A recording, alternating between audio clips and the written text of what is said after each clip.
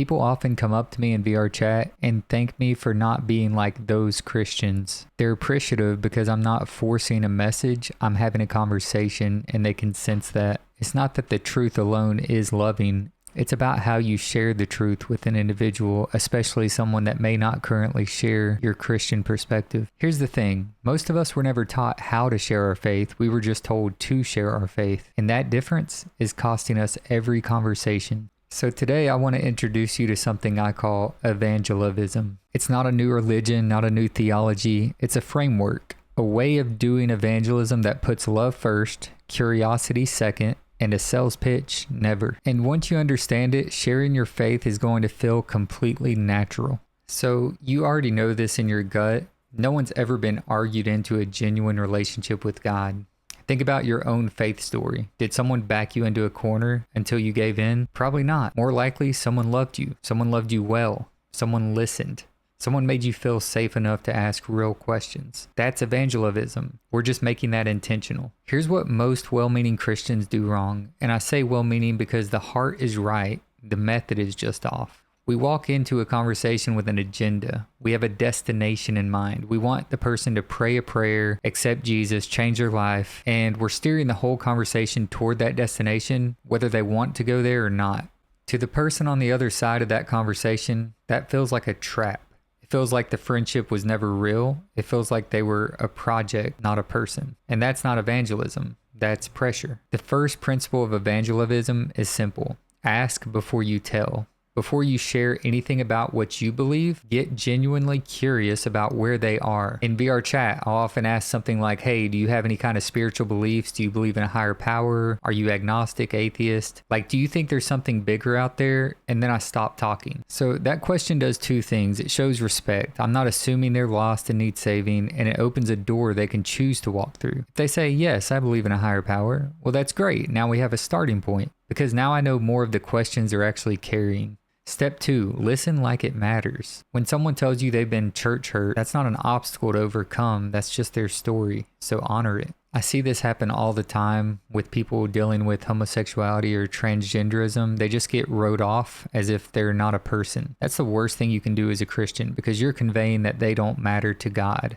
And I believe we will be judged and held accountable for pushing those people away from the very God that loves them. We have to lead with love, help them to know they're loved no matter what they're struggling with, and give them some insight from your own story. Like share your personal experience of how you had to bring things to God and He helped you. He transformed you from the inside out. He gave you new desires. Explain to them the spiritual work of God that may be hard for them to currently understand, but that nonetheless you personally experienced it and have seen a difference. Your testimony, your personal experience is the most powerful evangelism you possess as an individual. Not every conversation ends with someone ready to give their life to Jesus, and that's okay. That was never your job to force. Your job in evangelism is to be someone they'd want to come back to and pick up on that conversation.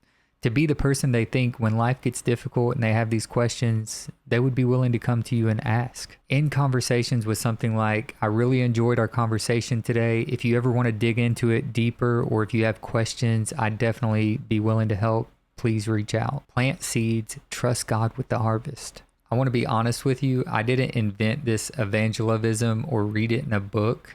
I literally just was evangelizing in VRChat and people would come up to me. They would pull me to the side. They would say, I've been watching you. The way you share the gospel is really amazing and I'm learning from you. Even non-believers would thank me for not forcing my beliefs on them. And I think that speaks a lot to the way we're doing evangelism as Christians is not working. So we need to reevaluate, reposture our heart when going into evangelism and make it more about a personal connection than about a checklist. And the final thing that I will say for me personally is prayer. If you can get to prayer and they allow you to pray for them, that is a powerful moment that you can reach them with the gospel. Even in the prayer, you can include the gospel. You can say things like, Lord, thank you for this person. Thank you that they're humble enough to be prayed for, even though they don't truly believe fully yet. But I pray, God, that you would help them to have faith, that you would meet them where they're at, give them an experience, a sign, an encounter, some way that they'll know that you're confirming the truth of the Bible, that it's your inspired word, and that Jesus is your son. He was who he claimed he was, and that he died and rose on the third day so that they could be forgiven of their sin. So you can say all that stuff in a prayer for that person. Simply end the prayer by just saying, God, thank you for your love for them. Thank you that they're willing to let me pray for them. And I just pray, God, you would meet them where they're at. Thank you for this conversation. Thank you for allowing me to meet this individual. And I bless them in Jesus' name. It's amazing because even atheists are thankful to be prayed for. And there is a spiritual reality operating behind the scenes during those prayers. That is truly the seed you're sowing, and God will give the increase. If this resonated with you, share it with someone in your church, in your small group, who's been wanting to share their faith but don't know where to start. If you want to see Evangelism in action, I'll be doing more content showing real conversations inside VRChat. You can also join our Discord channel through the website, reach4jesus.com. And we have a community we're building. We actually go out in groups and do it as well. So I would love to see you all there. Subscribe so you don't miss those videos. Go love somebody well this week.